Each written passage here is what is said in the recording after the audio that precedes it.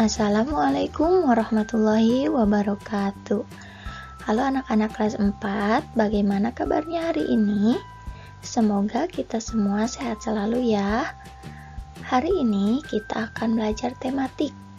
Sebelum memulai pembelajaran, alangkah baiknya kita berdoa terlebih dahulu. Berdoa di dalam hati dimulai. Berdoa selesai. Kali ini kita akan belajar tema 3, subtema 1, pembelajaran 1 dan 2. Kembali lagi bersama Ibu Yusi. Adapun tujuan pembelajaran kita kali ini yaitu siswa dapat menggali informasi dari seorang tokoh melalui wawancara menggunakan daftar pertanyaan dengan baik. Yang kedua, siswa dapat mengidentifikasi karakteristik ruang dan pemanfaatan sumber daya alam untuk kesejahteraan masyarakat dari tingkat kota atau kabupaten dengan tepat. Yang ketiga, siswa dapat menjelaskan pentingnya upaya keseimbangan dan pelestarian sumber daya alam di lingkungannya dengan baik. Dan yang keempat, siswa dapat mengidentifikasi pelaksanaan kewajiban dan hak sebagai warga masyarakat dalam kehidupan sehari-hari dengan tepat. Nah, anak-anak, sebagian besar masyarakat Indonesia mengonsumsi nasi sebagai makanan pokok. Apakah kamu tahu bahwa nasi berasal dari beras dan beras berasal dari padi? Mari kita mengenal padi.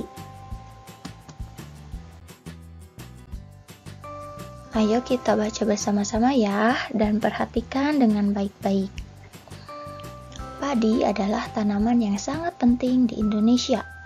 Padi menghasilkan beras, banyak penduduk Indonesia yang mengonsumsinya. Padi dapat tumbuh di daerah panas dengan curah hujan tinggi. Daerah utama penghasil padi adalah Jawa Barat, Jawa Timur, Jawa Tengah, Sulawesi Selatan, dan Sumatera Utara. Karawang, Jawa Barat dikenal sebagai lumbung padi nasional. Pertumbuhan padi dibagi menjadi 3 tahap besar. Pertama-tama, benih atau biji padi dimasukkan ke dalam karung goni dan direndam 1 malam di dalam air mengalir supaya perkecambahan benih terjadi bersamaan. Selanjutnya, benih-benih ini ditanam di lahan sementara. Bibit yang telah siap dipindah tanamkan ke sawah. Biji atau benih tadi akan tumbuh berkecambah hingga muncul ke permukaan. Bakal akar dan tunas menonjol keluar, lalu batangnya memanjang. Petani juga mengairi, memberi pestisida dan pupuk pada tanaman ini. Selanjutnya, tanaman padi berbunga hingga gabah matang, berkembang penuh, keras, dan berwarna kuning. Gabah adalah bulir padi yang terbungkus dalam sekam atau kulit padi. Gabah ini nantinya yang akan dijadikan benih lagi. Tahap pertumbuhan padi berlangsung antara 110 hari hingga 130 hari. Setelah panen padi, gabah ditumbuk dengan lesung atau digiling sehingga sekam atau kulit padi terlepas dari isinya. Bagian isi inilah yang berwarna putih, kemerahan, ungu, atau bahkan hitam yang disebut beras. Nah, oleh karena itu kita dapat memahami bahwa untuk menjadi beras diperoleh suatu proses yang cukup panjang. Di antaranya, hari ke-1 sawah dibajak, kemudian hari ke-21 sampai 30 padi ditanam. Hari ke-100 padi mulai berbiji, hari ke-120 padi dipanen, hari ke-122 padi diambil dari sawah, hari ke-130 padi dijemur dan digiling, dan hari ke-132 biji padi siap jadi beras. Kemudian beras ini dimasak sehingga menjadi nasi yang siap dimakan. Nah, tentunya beras ini merupakan salah satu tanaman yang mempunyai banyak manfaat untuk manusia. Selain untuk makanan, tanaman juga menghasilkan oksigen. Kita berhak ya menikmati manfaat dari tanaman.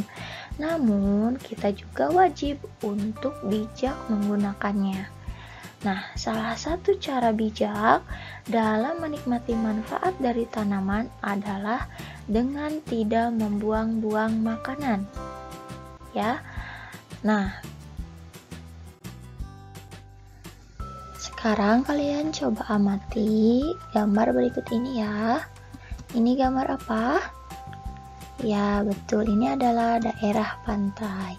Ini gambar apa? Ya, ini adalah dataran tinggi. Dan ini gambar apa? Ya, dan ini adalah daerah dataran rendah.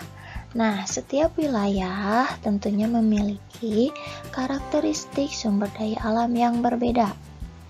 Nah, apakah kalian mengetahui kalau nasi merupakan sumber daya alam yang biasa didapatkan di daerah mana?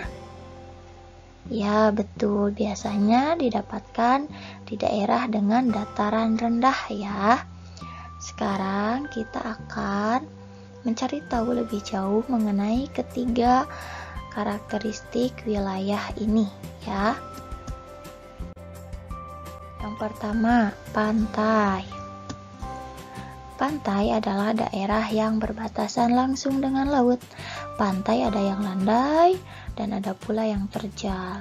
Pantai yang landai biasanya digunakan untuk objek wisata. Kemudian dataran tinggi. Dataran tinggi adalah permukaan bumi yang ketinggiannya 500 meter di atas permukaan laut. Dataran tinggi biasanya dimanfaatkan untuk peristirahatan, objek wisata, dan usaha perkebunan seperti kebun teh. Kemudian ada dataran rendah. Nah, dataran rendah adalah permukaan bumi yang datar dengan ketinggian kurang dari 200 meter dari atas permukaan laut. Pada umumnya, dataran rendah berada di sekitar pesisir pantai. Dataran rendah banyak digunakan untuk berbagai keperluan, di antaranya pertanian, peternakan, perumahan, dan industri, serta beberapa jenis kegiatan perkebunan seperti perkebunan kelapa dan tebu. Tentunya setiap daerah, baik itu pantai, dataran rendah maupun dataran tinggi, memiliki karakteristik sumber daya alam yang dihasilkannya secara berbeda-beda. Nah, untuk lebih mengetahui mengenai sumber daya alam yang dihasilkan di setiap daerahnya, kita dapat menggali informasi dari tokoh masyarakat atau penduduk yang berada di sana. Salah satunya dengan cara mewawancara. Apa kalian tahu apa itu wawancara? Wawancara adalah tanya jawab antara dua pihak, yaitu pewawancara dan narasumber untuk memperoleh informasi atau data. Nah, tentunya dalam melakukan wawancara tersebut ada pertanyaan-pertanyaan yang perlu dipersiapkan. Nah, ciri-ciri pertanyaan yang baik untuk wawancara diantaranya, pertanyaan harus sesuai dengan topik yang dibicarakan. Yang kedua, menggunakan bahasa yang baik dan benar. Yang ketiga, tidak memberikan pertanyaan di luar topik atau bidang narasumber. Yang keempat, kalimat pertanyaan tidak rancu atau tidak jelas. Jadi, pertanyaannya harus jelas ya. Yang kelima, tidak mengandung kalimat yang menyinggung salah satu pihak. Dan yang keenam, dalam menyampaikan pertanyaan, hendaknya tidak terlalu cepat atau tidak terlalu lambat. Intonasi dalam berbicara pun harus dilakukan secara teratur.